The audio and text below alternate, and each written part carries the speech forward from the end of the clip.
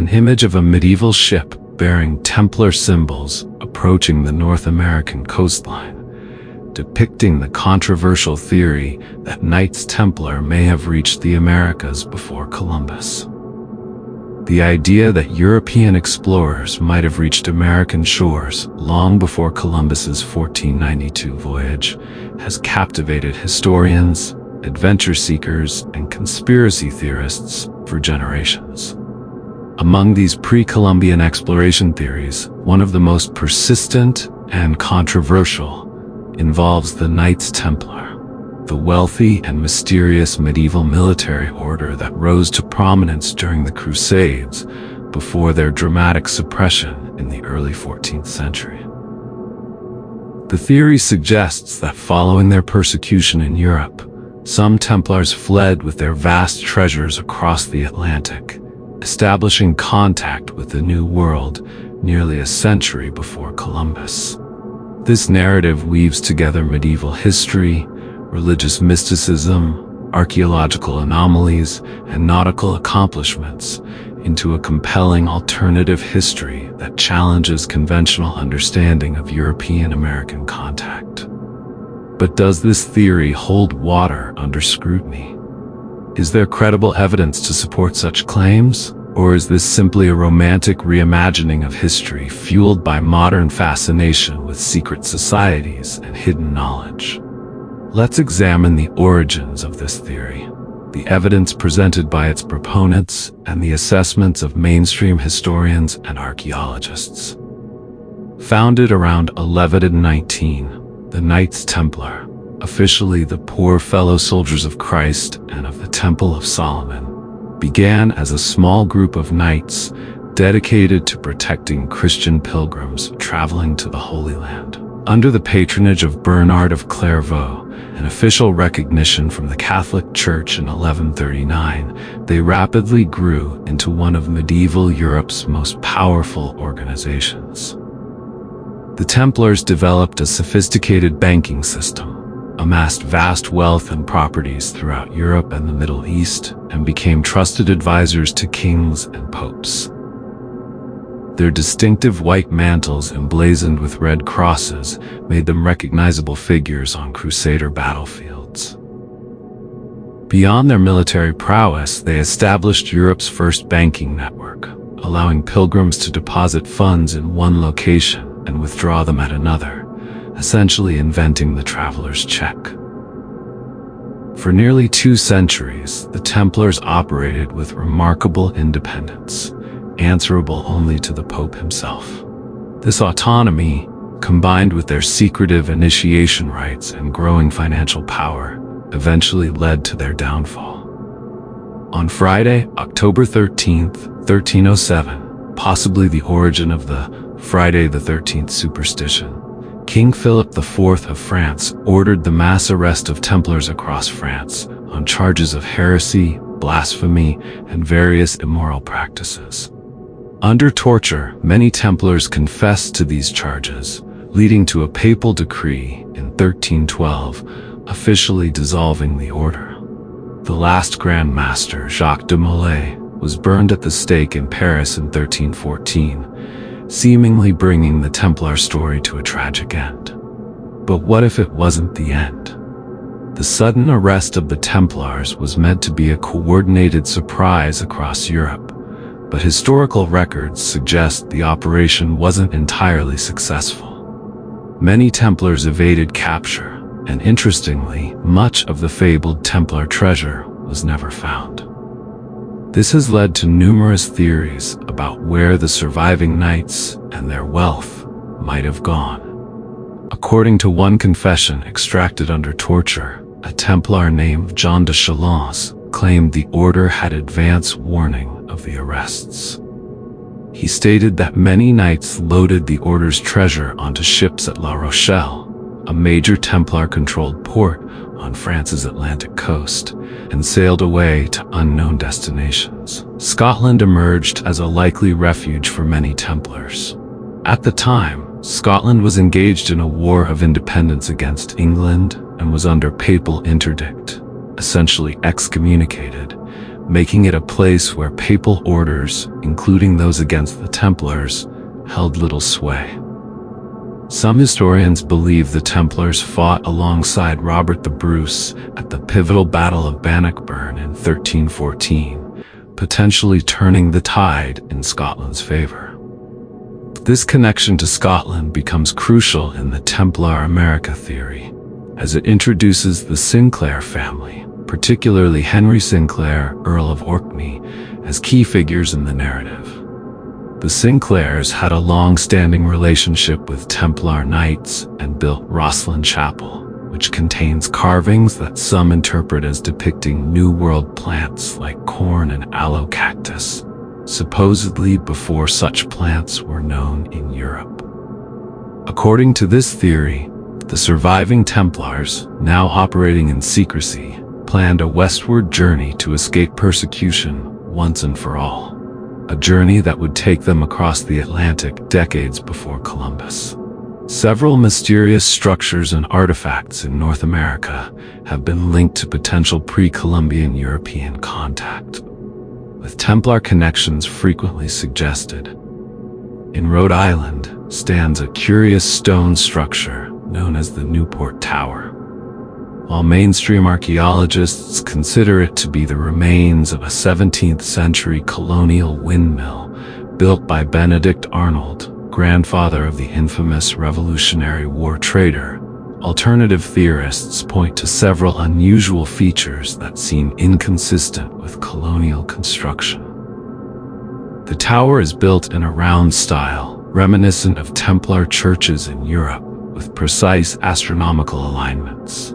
Some researchers claim its architecture more closely resembles medieval European construction than colonial American building techniques.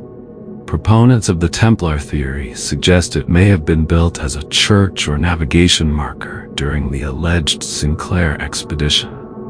In Westford, Massachusetts, a controversial carving on a glacial boulder depicts what some interpret as a medieval knight carrying a sword and shield.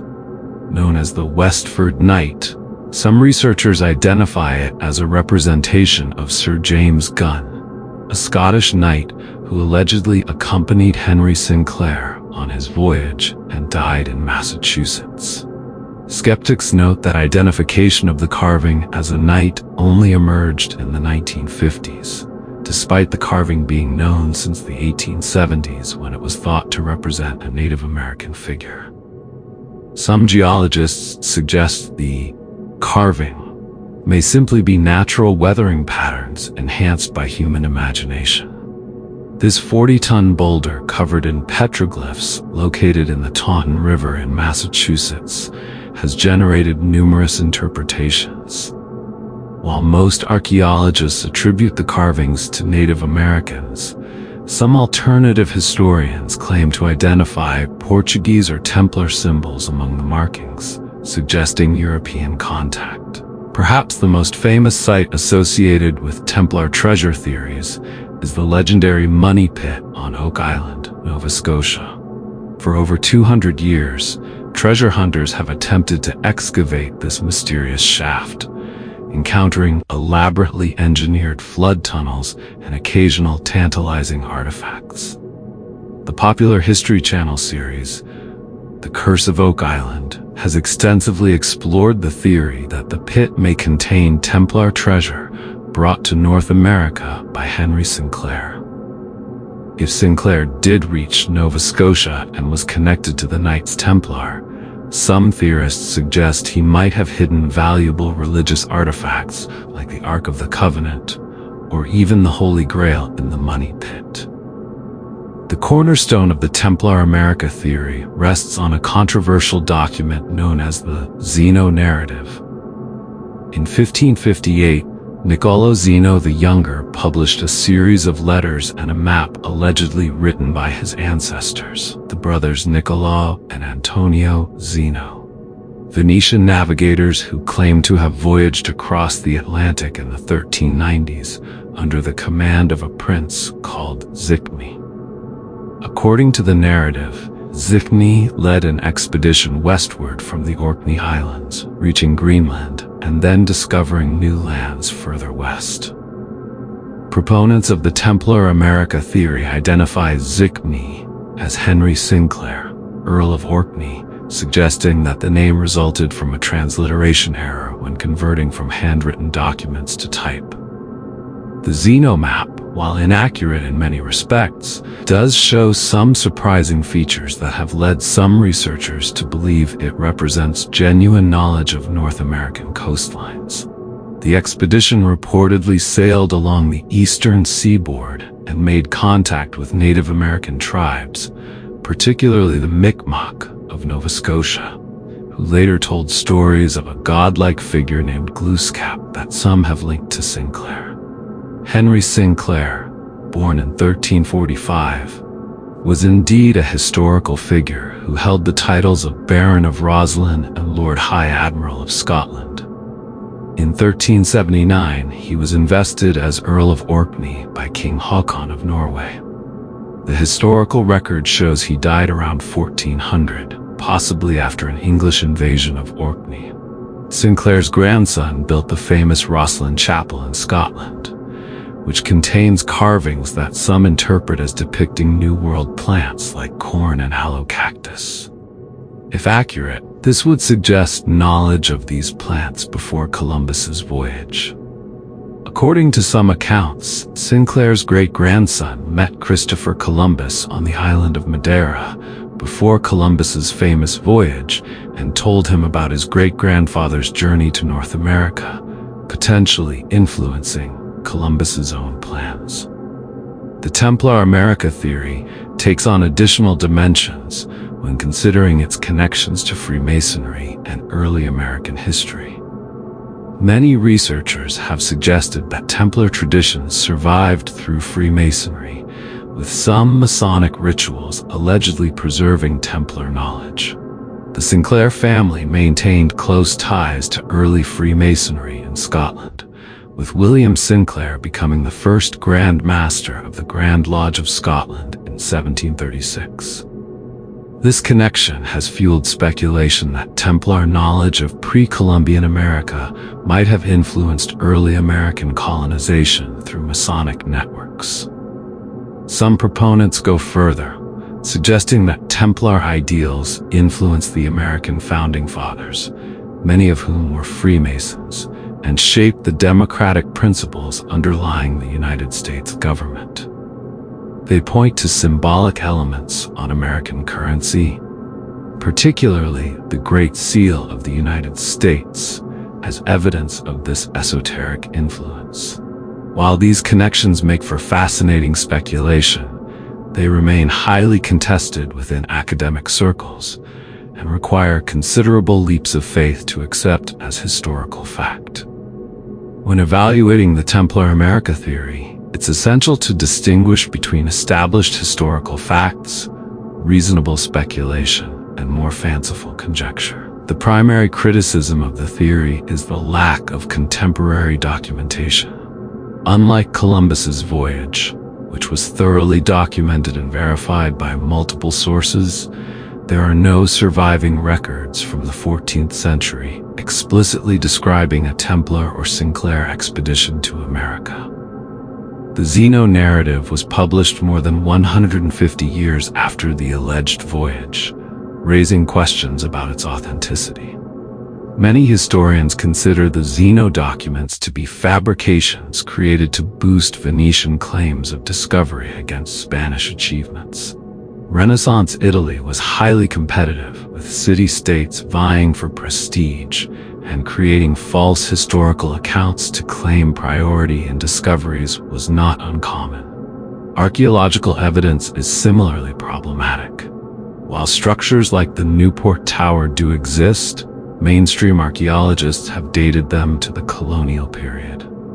The tower's construction is consistent with 17th century windmills found in England, and archaeological excavations have uncovered colonial-era artifacts in association with the structure.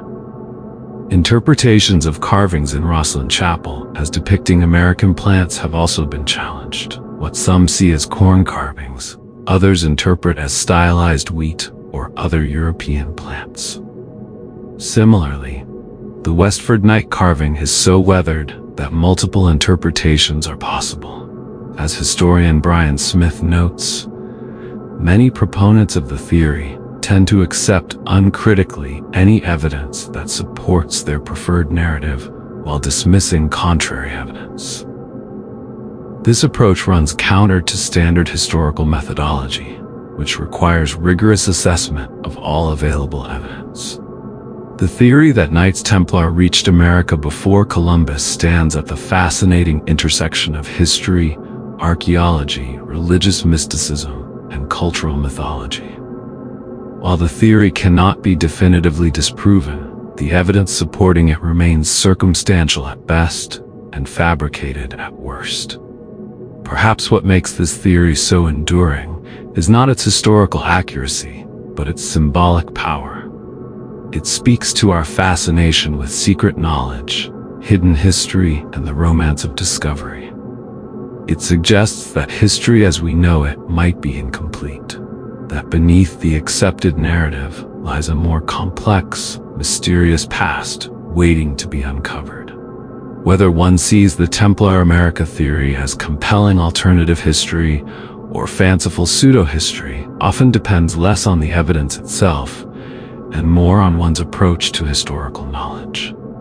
Skeptics demand contemporary documentation and clear archaeological evidence. Believers find patterns and connections that they find too numerous to be coincidental.